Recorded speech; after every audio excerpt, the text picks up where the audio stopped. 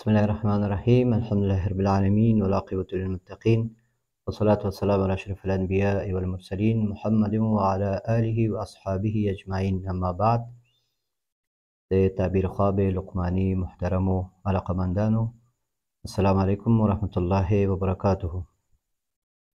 د هر څه نه مخکې د الله تعالی شکر ادا کوم چې الله تعالی ماته توفیق راکړی چې زه خدمت وکړم او ستاسو هغه خوبونه هغه ښه تعبیر شي او تاسو خوشحاله شئ. اکثر کسان چې خوبونه یې تعبیروم الحمدلله خوشحاله کېږي او تشویش یې وي هغه رفع کېږي.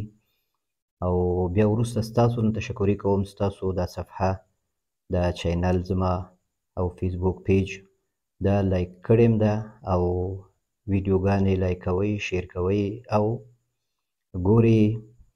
نو دې کې انشاءالله ستاسو دا نورو سره شریکوئ، نو دې کې انشاءالله نورو ته خیر رسیږي. په دې خیر کې به تاسو هم شریک شئ.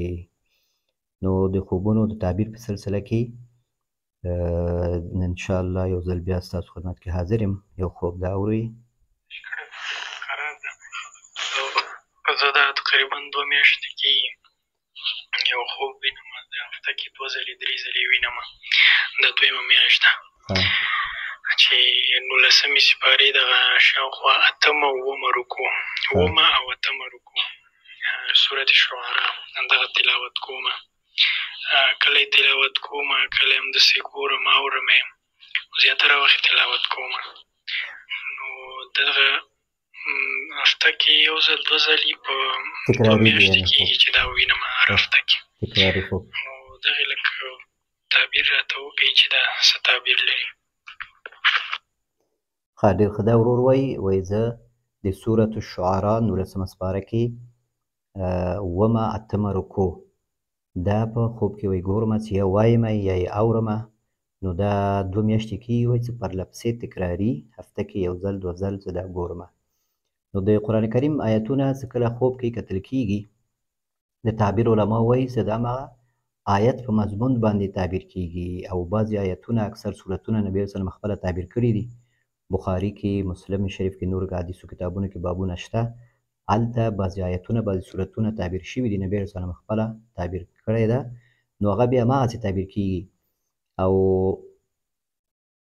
دا ځینې ځایونه یا ځینې آیتونه یا صورتونه چې مونږ وایو نو دا په څو رقم باندې تعبیر کېږي. یو په دې چې کله مونږ خوب ګورو آیتونه د قرآن کریم تلاوت کوو صورتونه، نو ویلو باندې خبره ده چې صحیح وایو که صحیح وایو معنا ده چې زموږ دینداري صحیح ده، یا که یو مسله کې مونږ یو هغه زموږ خبره حق ده، زموږ خبره صحیح ده، مطابق د قرآن او د حدیث ده. او چې کله مونږ په هغه ویلو کې غلطیږو، صحیح نشو ویلی، نو معنا دا چې زموږ خبره ناحق ده او مونږ لږ مشکل لرو او کیدای شي مونږ په یو مسله کې اشتباه کوو. او همدارنګه د آیتونو په مضمون او په معنا باندې هم تعبیر کېږي. چې کله کوم آیت مونږ خوب کې ګورو نو سړی باید دغه تفسیر وګوري، نو هماغه تفسیر و دغه آیت مطابق د معنا مطابق هماغه تعبیر کېږي. نو ته چې خوب ګورې د سورة الشعراء 9مه 8مه رکوع، نو دا کې د آیتونو کې د رکوګانو کې د اقوامو هغه سرنوشت ده، د صالح علیه السلام، د لوط علیه السلام، د دې 2 قومونو سرنوشت په دې 2 رکوګانو کې بیان شوي دي.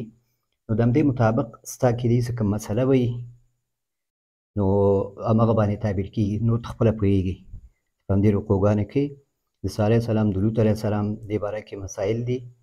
نو ته خپله نور پوهېږي، نو چې دغه آیتونه ترجمه وګورې، تفسیر ځان پوه کړي، نو د کاروبار کې دی یا د ستا په معاملاتو کې یا ستا په کردار کې داسې مسایل شته په همدې رب سره، یا ته ډېر که په دې خوب کې د آیتونه ته ډېر ښه تلاوت کوې یا ښه انداز کې وایې او اورې یا په خوند یې وایې، نو معنا دا چې په همدغه مسایلو کې ته عمل کوې او دغه مسایلو کې ته ښه یې.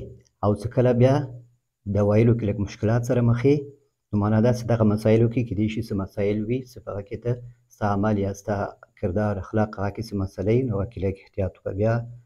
نو والله تعالی اعلم.